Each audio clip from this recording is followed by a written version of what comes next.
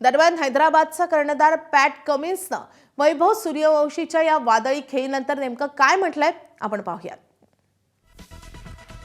तर कमिन्स म्हणतोय की वैभव भारीच खेळला, तो खेळला की तुमच्या समोर फार पर्याय नसतात।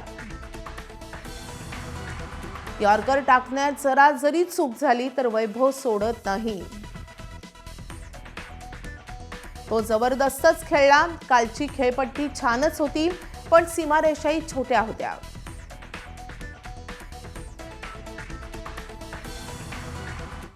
दरम्यान जगभरातील खेळाडूंनी वैभव सूर्यवंशीवर कौतुकाचा वर्षाव केलाय, आपण पाहूयात।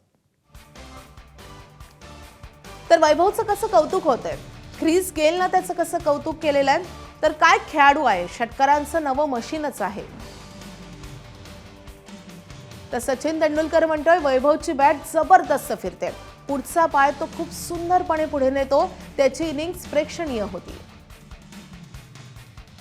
तर गावस्कर म्हणतात काय खेळी होती, काय जबरदस्त खेळाडू आहे, अविस्मरणीय आणि डोळ्यात साठवून ठेवणारी खेळी।